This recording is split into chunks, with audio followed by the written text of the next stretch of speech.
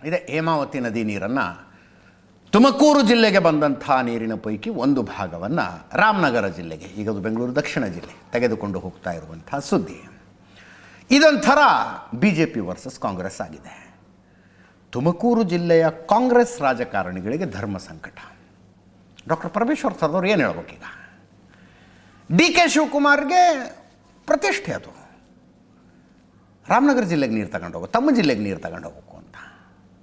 24 TMC Goruru ಡ್ಯಾಮ್ನಿಂದ, ಹಾಸನದ ಗೊರೂರು ಡ್ಯಾಮ್ನಿಂದ ಕಾಲುವೆ ಮೂಲಕ ತುಮಕೂರಿನ 10 ತಾಲೂಕುಗಳಿಗೆ, ಪಾವಗಡ ಬಿಟ್ಟು ಉಳಿದೆಲ್ಲ ತಾಲೂಕುಗಳಿಗೆ ತರುವಂಥ ಯೋಜನೆ.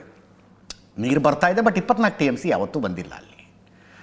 ನಮಗೆ ಬರಬೇಕಾದ ನೀರೇ ಪೂರ್ತಿಯಾಗಿ ಬರ್ತಾ ಇಲ್ಲ. ಇನ್ನು ಇದೇ ನೀರಿನಲ್ಲಿ 3 TMC ನೀವು ಮತ್ತೆ ರಾಮನಗರ ಜಿಲ್ಲೆಗೆ ತಗೊಂಡು ಹೋಗ್ತೀರಾ ಅಂತ ತುಮಕೂರಿನ ಈ ಹೋರಾಟಗಾರರ ಪ್ರಶ್ನೆ.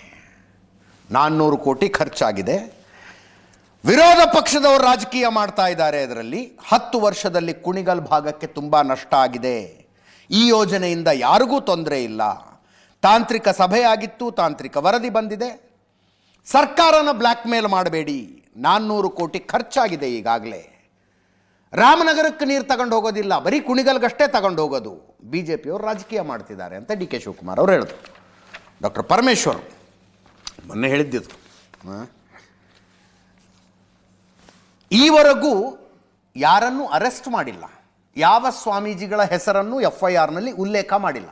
ಸ್ವಾಮೀಜಿಗಳಂತಿತ್ತು FIRನಲ್ಲಿ, ಉಲ್ಲೇಖ ಮಾಡಿಲ್ಲ ಅಂದರು. 4 ಜನ ಸ್ವಾಮೀಜಿಗಳ ಹೆಸರು ಈಗ ಹಾಕಿದ್ದಾರೆ, ಅದನ್ನಾಗಲೇ ಹೇಳಿದ್ದೀನಿ ನಾನು ನಿಮಗೆ. 2007ರಲ್ಲಿ ಹೇಮಾವತಿ ಅಲೋಕೇಶನ್ ಆಗಿತ್ತು. ನನ್ನ ಮನವಿ ಶಾಸಕರು ಮತ್ತು ರೈತ ಸಮುದಾಯಕ್ಕೆ ಇದೇನು ಹೊಸದಾಗಿ ಆರಂಭವಾಗಿರುವ ಯೋಜನೆ ಅಲ್ಲ ಅಂದರು. ಕೇಳಿಸ್ಕೊಳ್ಳಿ. ಪಕ್ಷಾತೀತ ಅಲ್ಲ, ದಿಸ್ ಇಸ್ ಪಾಲಿಟಿಕ್ಸ್. ಅವ್ರು ಮಾಡ್ತಾ ಇರೋದು ರಾಜಕಾರಣ.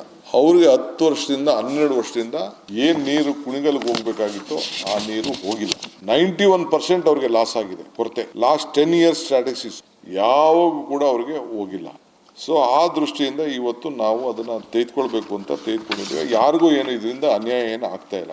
ರೈತರನ್ನ ಕರ್ಕೊಂಡೋಗಿ ಅಡ್ಡ ಹಾಕಿ ಹೋಗಿ ಕಾನೂನನ್ನ ಕೈಗೆ ತೆಗೆದುಕೊಂಡ್ರೆ ಪೊಲೀಸವರು ಕಾನೂನನ್ನ ಪೊಲೀಸ್ ಕೈಗೆ ತೆಗೆದುಕೊಳ್ಳೋದು ಬೇಡ ಅಂತೇಳಿ ಅವರು ಹೇಳ್ತಾ ಇದ್ದಾರೆ. 400 ಕೋಟಿ ರೂಪಾಯಿ ಈಗಾಗಲೇ ರಿಲೀಸ್ ಆಗಿದೆ.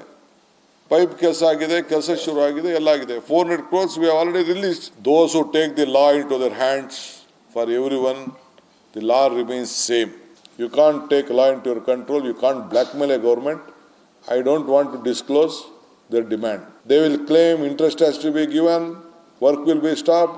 Because BJP government stopped it, again more than 400 crores has been enhanced. We don't want any water to Ramnagar. I am telling you. I don't want any water to Ram. ಯಾರನ್ನು ಇಲ್ಲಿವರೆಗೂ arrest ಮಾಡಿಲ್ಲ. ಯಾವ ಸ್ವಾಮೀಜಿಯ ಹೆಸರು ಕೂಡ FIRನಲ್ಲಿ ಇಲ್ಲ. ಸ್ವಾಮೀಜಿಗಳಷ್ಟೇ ಅಂತೇಳಿ ನಮೂದನೆ ಮಾಡಿದ್ದಾರೆ ಬಿಟ್ಟರೆ ಯಾವ ಸ್ವಾಮೀಜಿ ಅಂಥೇಳಿ ಹೆಸರುಗಳನ್ನು ಕೂಡ ನಮೂದಿಸಿಲ್ಲ.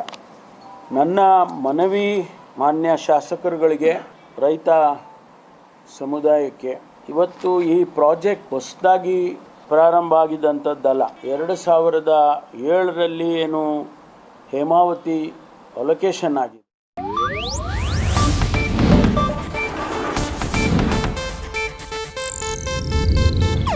ಇದು ಏಷ್ಯಾನೆಟ್ ನ್ಯೂಸ್ ನೆಟ್ವರ್ಕ್ ಪ್ರಸ್ತುತಿ.